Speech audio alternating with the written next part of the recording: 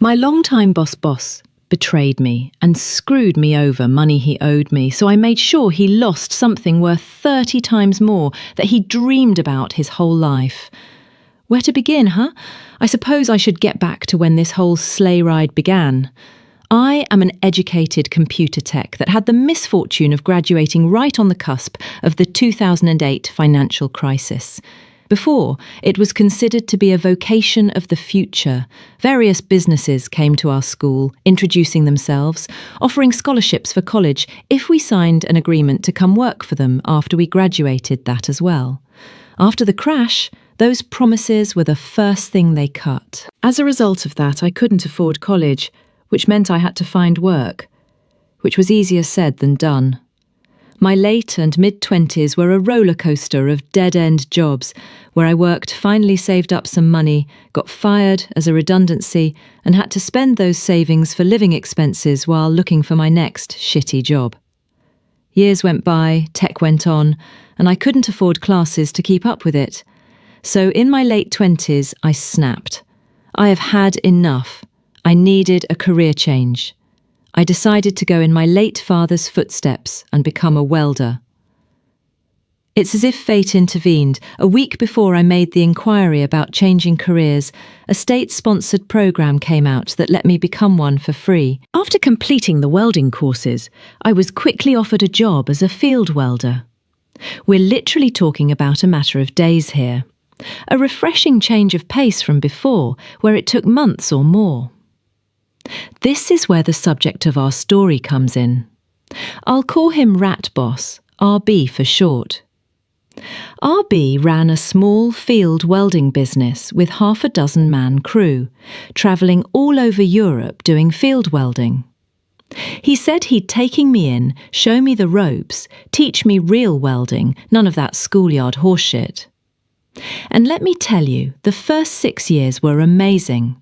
Yes, there was hard work, dawn till dusk, 7 days a week, sometimes gone from home for over a month. But the travels, the adventure, and the camaraderie, we were complete strangers to each other in the start, but we became like brothers, sticking together through thick and thin.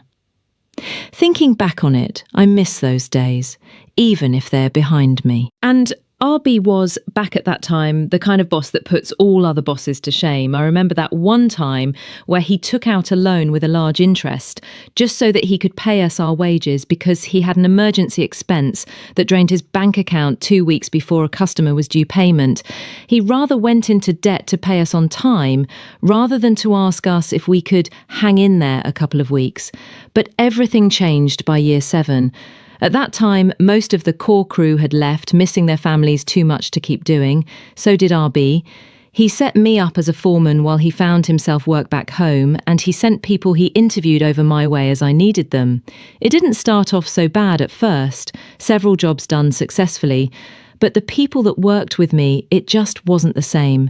They were all short-term workers, there to make a quick buck, settle some debts or gain some XP to find better paid work back home. But then the pandemic struck and I had to sit it out.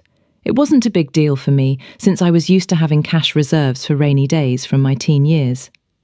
But what came after is where things started to seriously wrong. Nobody decent wanted to work abroad anymore, so the people that came to work with me were those that RB might have proverbially fished out of the sewers. Drunkards, thieves, drug addicts, destitutes, the kinds with nothing to lose and no will to do a good job. It all went downhill rather quickly. As the foreman, I made sure the job got done regardless, and that the work was signed off, so the bill would get sent and wages paid. But there were constant incidents outside of work. Incidents unique to the demographic that worked with me. To top it all off, wages started coming late, travel costs weren't being refunded, and Rat Boss started doing some creative accounting when it came to the differences between everyone's net and gross wages. It all came to a boiling point when I received a phone call at 3 a.m. on the night I was supposed to drive the boys back home in the morning. The customer called. One of the boys has been arrested for drunken disorderly. He didn't have ID on him, only the workplace identity card. So they phoned our customer in the middle of the night to help identify the foreman of that animal. So yeah, I got called to pick him up. I ate a lot of shit that day. When I came back home, I had a good long sit down with Rat Boss, told him I was done with that bullshit and that it was time to settle accounts. He sort of half-heartedly apologised. He also admitted he was problems with his wife, which co-ran the business, and was fighting with him over how the money was being spent. At that point, he owed me around a year's worth of travel expenses, and if you take into account that I travelled at least 2,000 miles monthly, that is a substantial sum of money. He apologetically asked me to wait a bit on that money because his wife is cock-blocking him on any major expenditures. He also asked me to stay on with his for just a few months on minimum wage, just until he can put a decent crew together. The idiot that I was accepted his proposal. There was no reason not to trust him. After all, we've known each other for almost 7 years at the time. I didn't think it unreasonable to give him time to fix this. But I did have one condition, though. I needed half the money he owed me by the end of September because I'm having some work done on my house. He said that shouldn't be a problem this far in advance. I said, OK, we have a deal, but I remained suspicious. A couple months went by. I worked for RB locally on minimum wage, except the problem is that even that wage came in late. My hackles were raised. I was concerned that I would have to postpone work on my house, work for which craftsmen are so hard to come by. You have to pay a deposit to prove you were serious about needing that work done. In the beginning of September, on the month his partial debt repayment was due, I confronted him again. He assured me that paying half what he owed me for travel costs wouldn't be a problem and that he's got the cash ready. As we parted way and I went for home, he gave me the fakest smiles I have ever seen in my life. I stared him down. I gave him this kind of look that even a dumbass would recognise as having "I'm not fooling around anymore" written all over it. RB lost that fake smile of his almost immediately. I said goodbye, got into my car and drove home. That weekend, RB sent me a way message about how he's got a crew lined up and that he's going abroad to talk with a potential customer to get his foot back into the field work door. Alarm bells started instantly ringing. He's going to avoid me for the date he was due to pay half his debt. He's going to screw me over. He was going to screw me over. Bastard!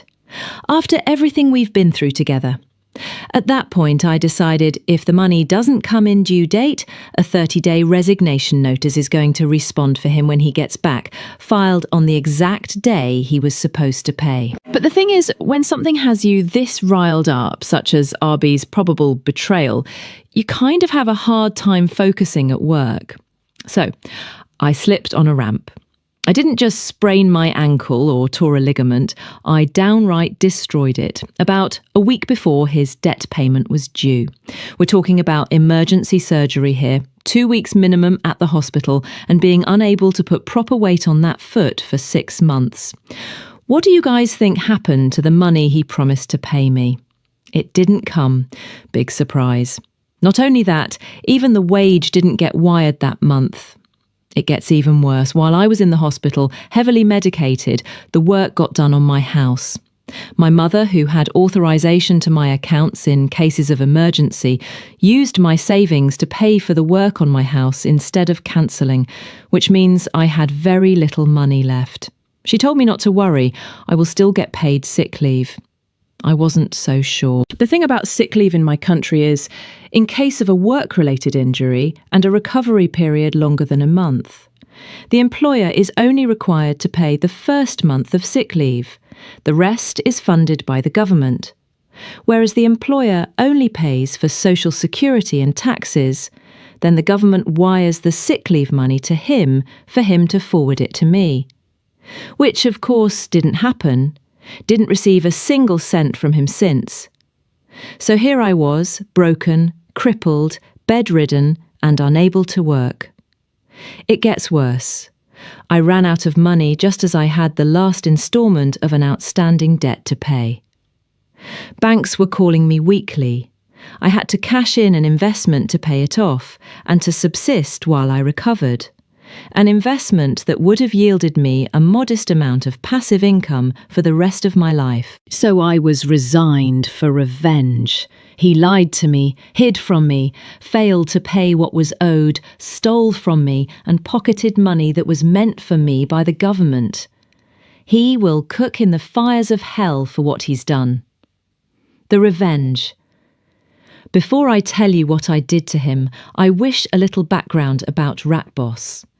He lives in a small apartment in our capital city, along with his wife and 2 children.